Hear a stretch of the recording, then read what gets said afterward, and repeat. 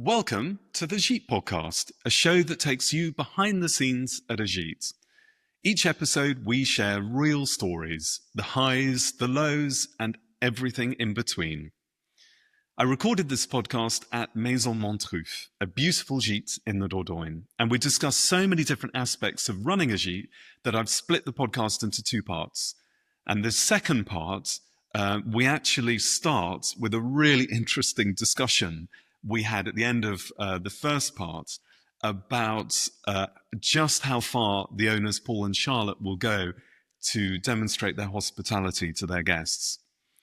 We also talk about their costs and about how they find it working together. They've been married for years, but this is the first time that they're actually working together in a business and living together and being on site with guests.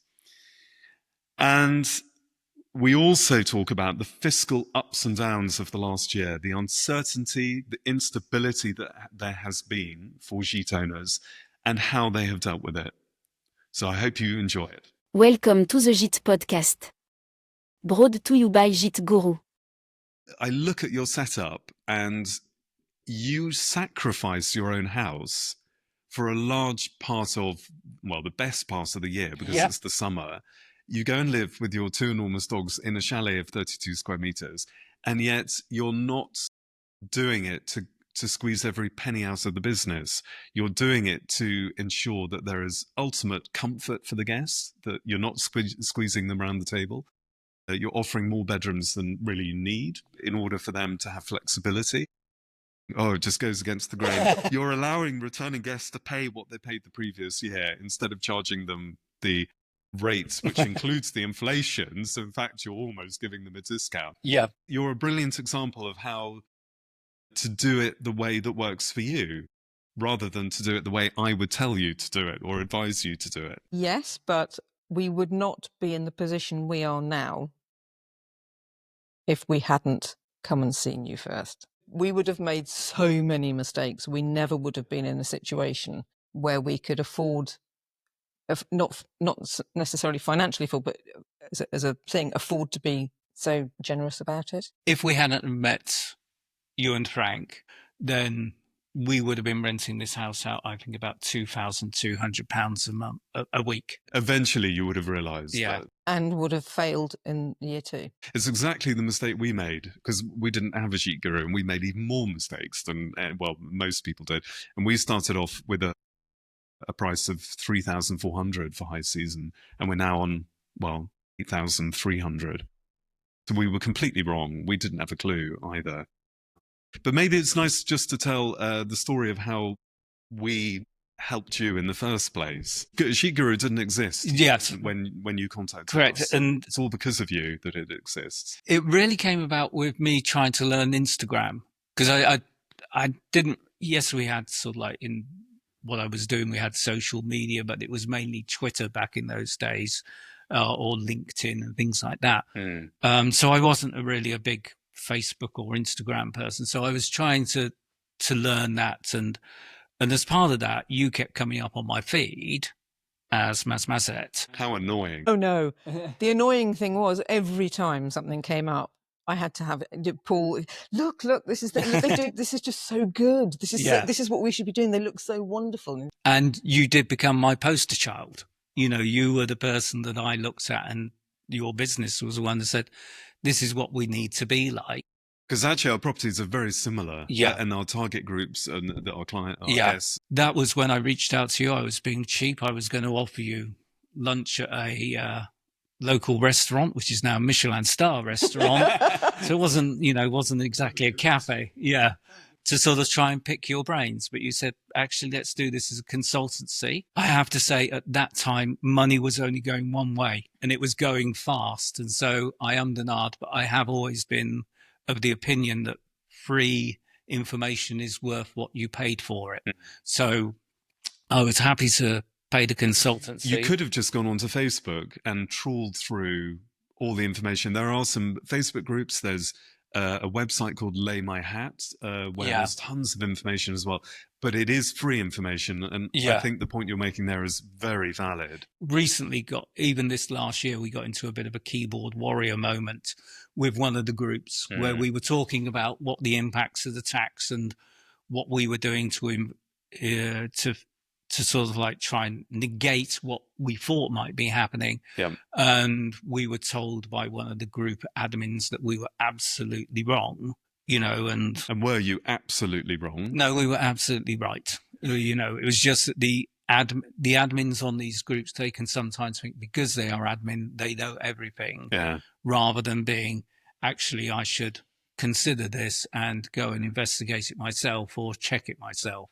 So it's very difficult, though, because these admins, not only are they having to ensure that everything that happens on their platform or their Facebook group is right, that there's no bullying, there's no discriminating, and there often is. But they're also then having to become experts in every matter to do with running a Gîte. It can get really complicated.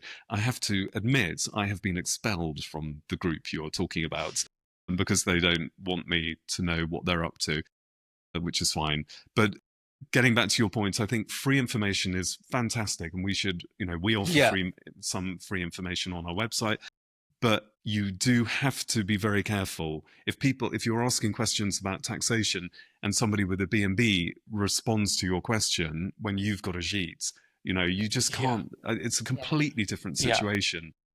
So I do think it is, it's one of my tips is be very careful. Yeah, and you're absolutely right in as much that you can go on to those forums and you will pick up sort of like good little tips and ideas and think, oh yeah, that would work for me, etc. But I think when it comes to actually setting up a business like this, then speaking to someone that has done it, what we paid for was effectively all of your experience, and what we saved was twice what we paid.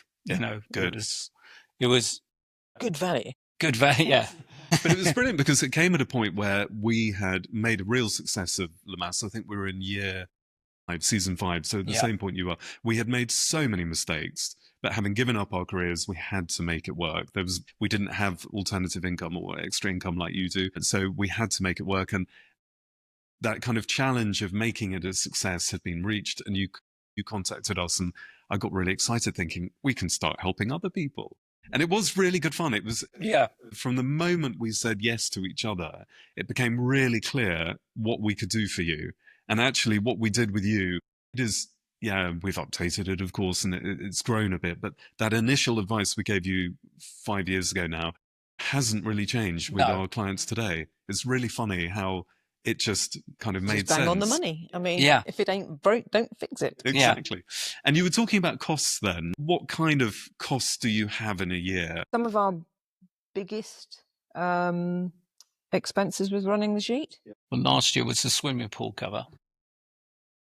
That was painful. That was painful. That was because it wasn't very old either, was it? No, and it it's wasn't in warranty. It's interesting. We know 2 other businesses that have got exactly the same cover, about the same age, same failure.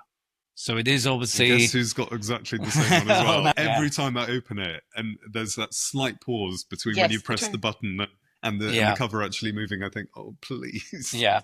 Because that was €5,000, wasn't it? That 5, you weren't expecting to have to shell out. Yeah. Yeah, painful. And what other kind of costs do you have? I would say laundry costs, cleaning costs.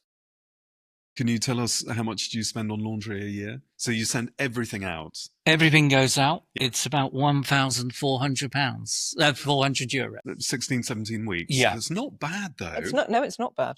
If you consider the time it would take you to do it yourself. Well, I don't have the space. I don't think you could do it for that price yourself. No, I don't think we could either. We're lucky enough. We've got a laundry which is in Terrason, which is about a 40-minute drive. And it's a Perigordian resource centre where they employ people who might not be able to find jobs elsewhere. And so their prices are very good prices. Yeah. It's being subsidised by the state. So I don't think. And are they good at getting the sun cream stains out of your bedding? I don't think anyone can get sun cream. No, they do a very good service. But again, things you don't think of when we have we've got hundreds and hundreds of items that, beds, sheets, pillowcases. They all need labelling. And I thought after leaving boarding school that I was never going to have to sew on another name tag. I think I've done, with extra bits, refreshing things this year, I think I've done 80. Really? Sewn on 80 labels. The life of a Gîte I owner. know. Gosh. But if you're doing this because they're going off to the laundry. So if you are doing the laundry yourself, then you don't need to. Our laundry just writes our name on them with a fabric pen. Anyway. And what other costs then? So our cleaning costs are about 3,300 a year. Again, it's not bad. No. So the 20,000 of that income goes on to maintenance and buying new stuff. Yep. Some of that is Paul gets carried away and buys art, admittedly, that we don't need. I would be very pedestrian and say electricity. Or we've changed our tariff. Mainly, we use the water for the heating for the house is electrical, and we heat the swimming pool. So most of our expenditure is in the summer. So we've gone on to a system where you have summer rates and winter rates. And how much do you pay in electricity a year? 3,000-ish? I don't know that I've got it. I think it's more than that. Yeah, our total utilities, and by that would be power and internet. That's about water. Yeah, that's about 4,000. Okay. So and then on top of that, we got the heating oil for the house. We don't use that in the summer. So that's our winter heating. That's a private winter heating and logs and things like that. So that's probably another 4,000. Yeah. These big old houses, they do take quite a bit of heating. Yeah, exactly. Yeah. When you started out, from a tax point of view, everything was quite simple and easy. There were lots of different taxes you needed to be aware of, but there was no issues. And in the last 3 years, I would say, there's been a lot of discussion, changes, plan changes, which haven't gone ahead. How has that affected the two of you? It's almost like the fiscal goalposts have been changing or moving. Talking about stress, I think all these changes over the last 2 or 3 years, that has been really quite stressful. Real uncertainty, and not knowing whether it was just time to say, I can't do this. This is now becoming... It became that bad. It became that bad that you think, I didn't sign up for this. I didn't sign up for the stress. I didn't want a job. It was going to get so complicated. It was going to be back in work. There have been 2 big roller coasters for all of us, one of which is which tax regime would you be in? And there are 2 main tax regimes that most Gîte owners are in, which are totally different. The way you get taxed is the way it's calculated, the amount you get taxed, totally and utterly different. And for a long time, during, was it last fiscal year, tax year, or the year before, we didn't actually know which any of us was going to be in. Yeah.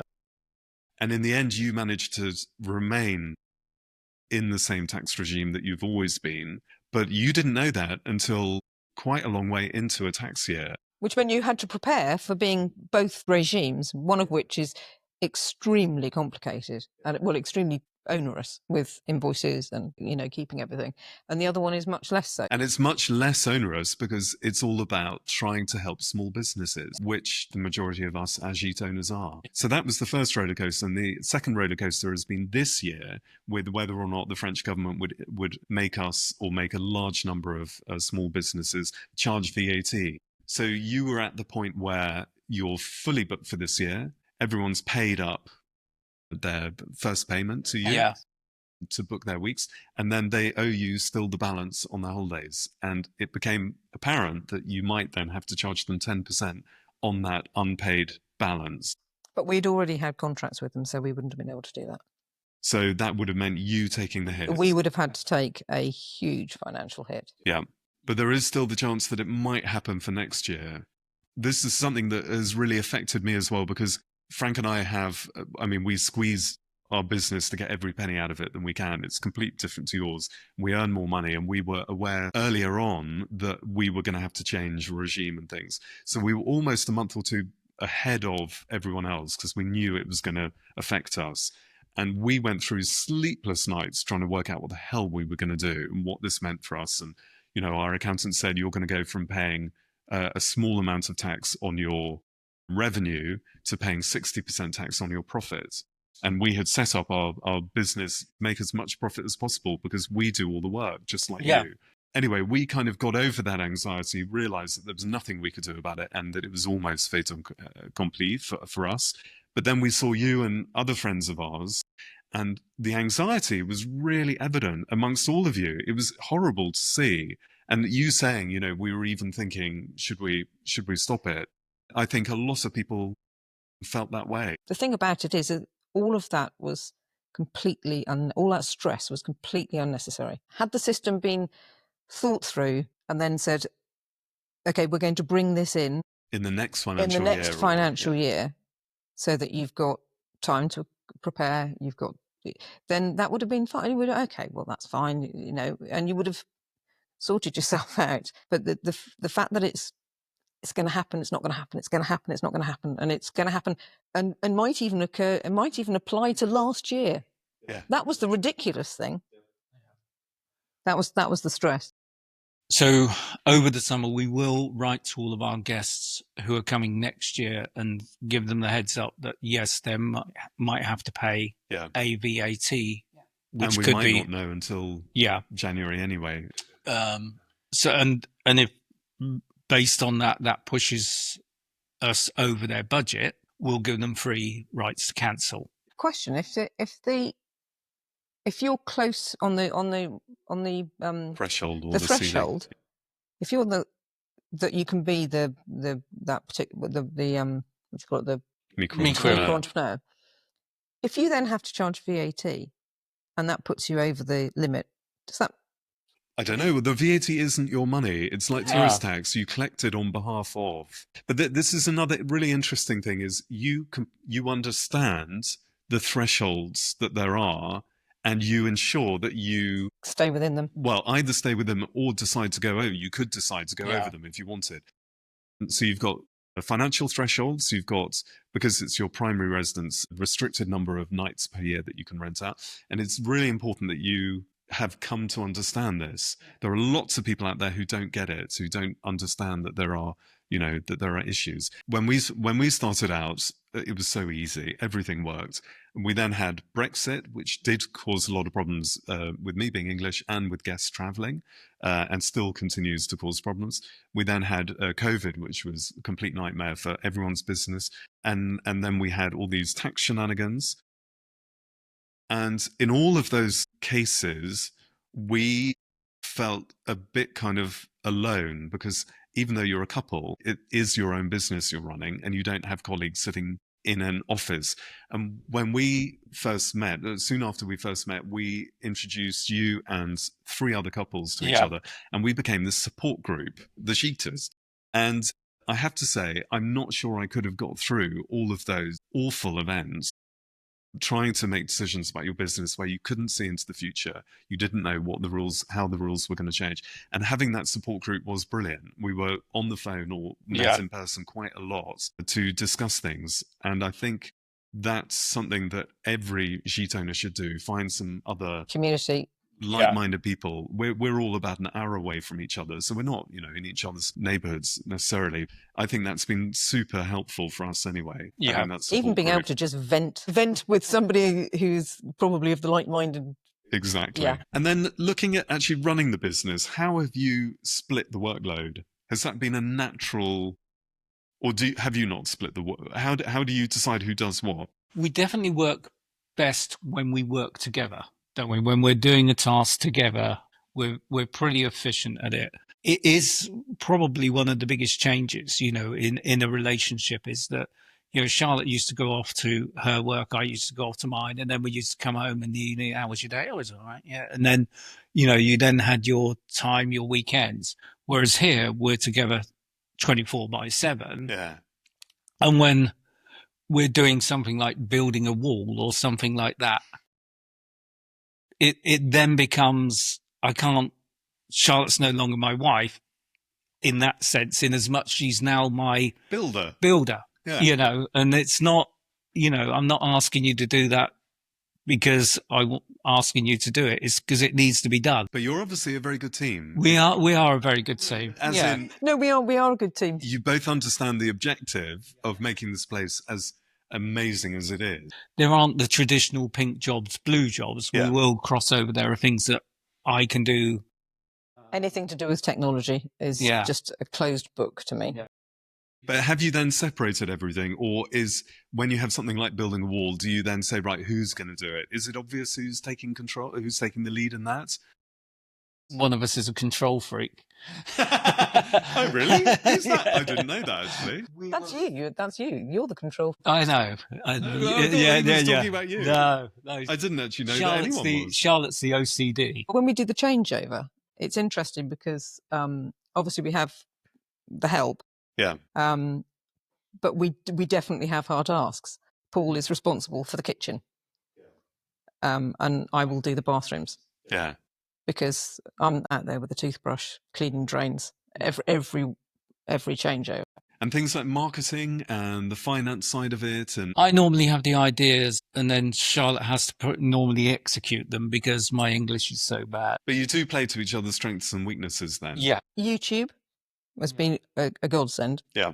And also, I've always said that if you're too dumb to realise you don't know what you're doing, it's amazing what you can achieve.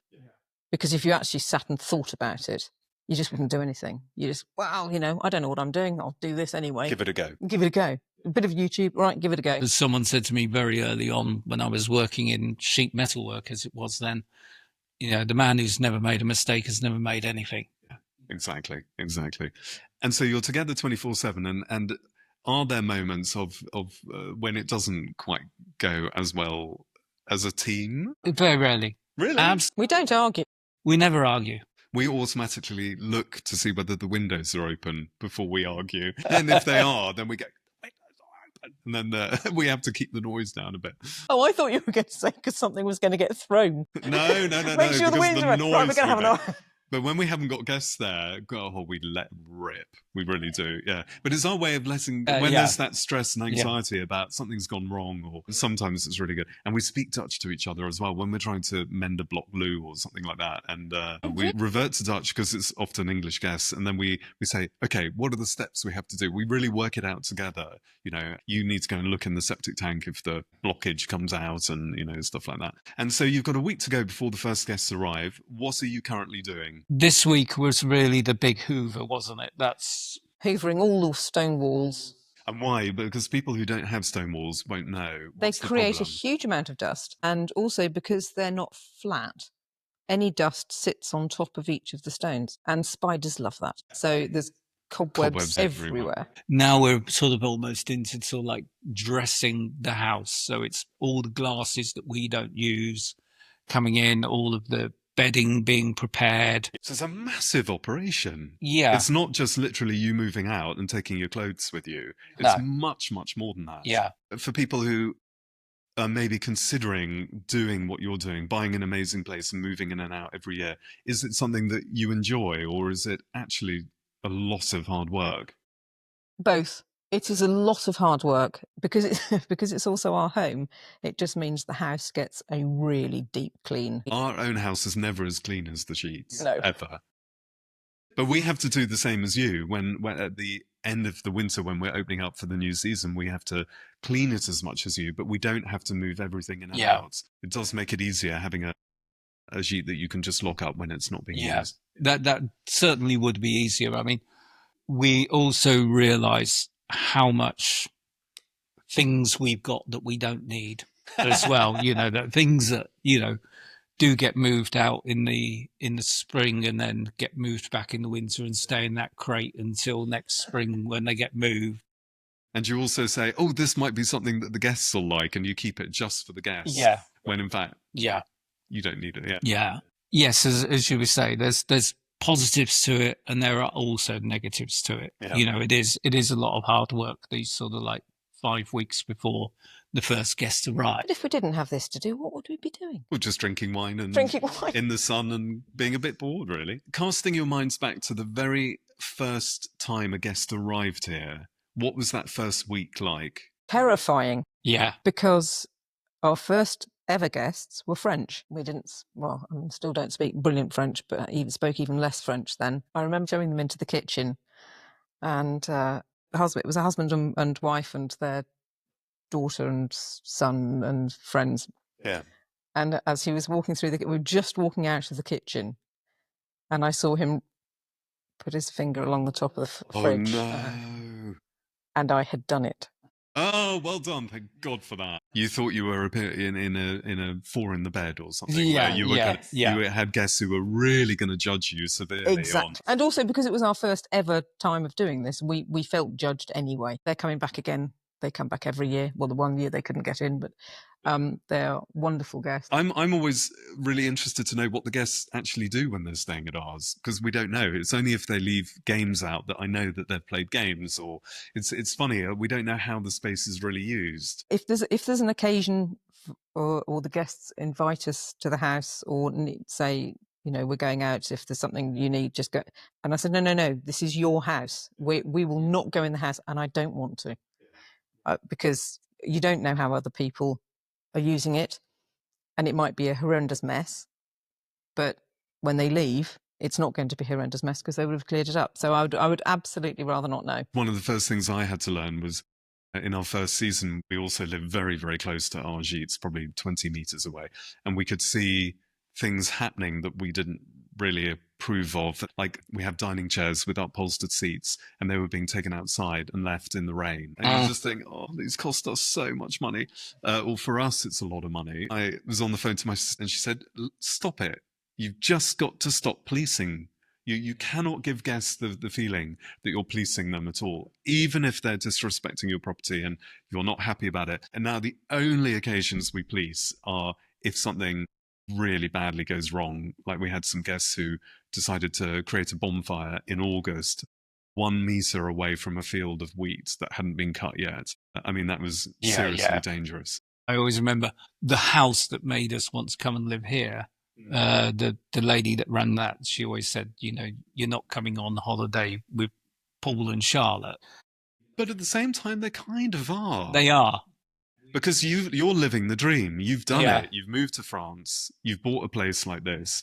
And I expect that they would love hearing about that. Yes, they do. But you have to be aware that's not what the holiday for. So we will never impose ourselves on the guests. If the guests want to engage, that's brilliant. We're there for them, especially if there's children and they want to engage with Monty and Rufus.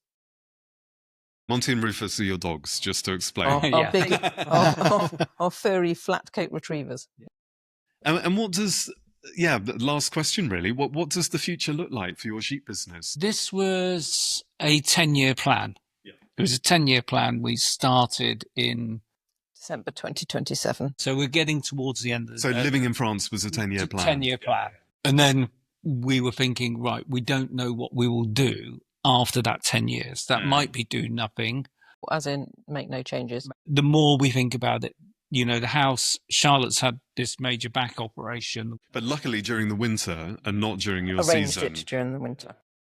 So the house is a lot of hard work. You know, don't think, if you're thinking of coming and running a Gîte business, unless you have got loads and loads of money, you're not going to sit here and pop a bottle of rosé at lunchtime and that's your day done. You know, there is a lot of work. 20,000 steps is normal in a day. You know, I looked before we sat down. I didn't walk the dogs this morning because it was raining, and I'd already done 6,000 by 11 o'clock. You know, that's normal. There does come a point where the house will it's just too much work. We will either move back to the UK or we will downsize in France. And that might be downsizing and buying another property with a Gîte or something like that, if we can find the right one. Yeah. You know, but what I don't want is a building project. But that means that you are enjoying running a Gîte. Oh, absolutely. Absolutely. Oh, it is absolutely fantastic. You know, and I'm 61 now. I couldn't have done this at 65. If you are thinking of doing this, do it early, work out how to do it early. And I agree. Yeah. It is a fantastic way of life. And how many places could you move to abroad where, without really speaking the language, you can just start a business and do really well? It's incredible. I'm not sure you could do the same in Italy or maybe in very touristy areas. So it is a very easy place to come and start a business. Yeah. If you're a hairdresser or in hospitality in the UK or catering, and you come here, there will be new certificates that you'll need to get. Or if you're an electrician or a builder. Yeah, with Gîtes, you don't need to. It is the perfect solution, really. And it is a wonderful life. I mean, it really, yeah. It's hard work, but it's absolutely wonderful. Yeah. Do you pour yourselves a long drink once the guests are checked in and once they've oohed and ahed and wowed and... Especially on a changeover. Yeah. It's the massive decompress. You see the house afresh through other people's eyes. Yep. And they are wowed just like we were. Yeah. And if we weren't renting it out, we would have just become immune to how wonderful it is. Yeah. I completely agree. Well, thank you very much, both of you. That's our pleasure. Absolute pleasure. Who'd have thought 5 years I'll be sitting here talking about how incredibly successful you've become. Congratulations on everything you've done. Thank you. Thank you. Welcome to the Gîte Podcast. Brought to you by Gîte Guru.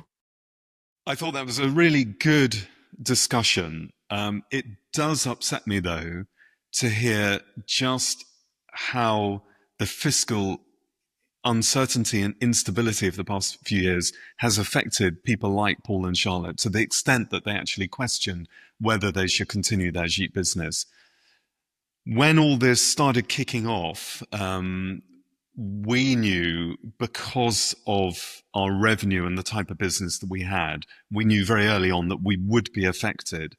And it was a month or two later that smaller businesses understood that they might also be affected by these changes that the French government was going to introduce around what kind of tax regime we could be in, which then would mean what kind of taxes we would be paying, what kind of bookkeeping we would be doing. And for a long time, even during the financial year, we had no idea of what taxes we were going to be paying, what bookkeeping we had to do, and whether or not it would also be retrospectively changed for the financial year before. And it caused Frank and I, like I said, sleepless nights, but we got to grips with our situation, understood the changes we were definitely going to be making. And so we were ahead of the other people, like Paul and Charlotte.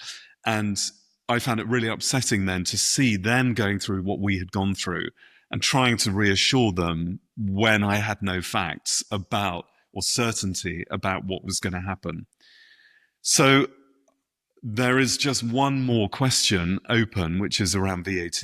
Hopefully we will know by the end of this year whether or not we'll have to charge our guests VAT and claim back VAT that we're paying on all of our bills. It's a big question for us, and it will cause quite a lot of extra work and trying to work out how we're going to do this. But let's hope that there is fiscal stability around the corner, and that from now on, we know where we are and what we're doing.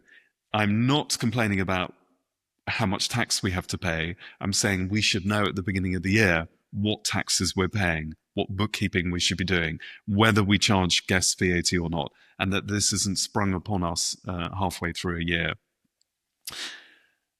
I also cannot emphasize enough how important our Gîtes group was. So these 5 couples who all own Gîte, who came together, and we created this kind of support group, friendship group. And we really have helped each other through quite a lot of the ups and downs of running a Gîte in the past couple of years. So please think about trying to recreate that where you are with other local like-minded people. And I found it really interesting to hear about Paul and Charlotte's 10-year plan. They're not pretending that they're going to be doing this forever. They are honest about how physically demanding it is and how much work it is for them to move out of their own house every year into the chalet. And I'm very interested to see what they will do at the end of this 10 years in 2027. So I'd like to thank Paul and Charlotte very, very much for their generosity, honesty and openness in talking to us about it. And I hope that you have found it really informative and inspirational, perhaps. If you haven't met us before, we're Gîte Guru, Frank and me, Rupert. We run our own Gîtes, Le Mas and Le Mazette, And when we left our careers in Amsterdam back in 2015 to run these Gites full-time, they became our livelihood. We had to make the business work. It wasn't always smooth sailing, but through trial, error, and plenty of learning, we've built a 32-week season and a loyal base of 60% returning guests. We started Gîte Guru to share what we've learned and to help others succeed too. So if you're looking for free tips, insights, and inspiration, head to giteguru.com and subscribe to this Gîte podcast. For ongoing updates, behind-the-scenes posts, and relevant Gîte news, including tax changes and industry trends, follow us on Instagram at gite.guru. And if you're after more personalized support, we offer tailor-made advice around your business, your Gîte, its interiors, facilities, the services you offer, and the all-important communication and marketing. So telling the story of your Gîte and making it visible to your target groups. If you're interested, get in touch for a free Zoom chat about your property, your plans, and how we could help you. And don't forget, follow us on Instagram at gite.guru. See you there.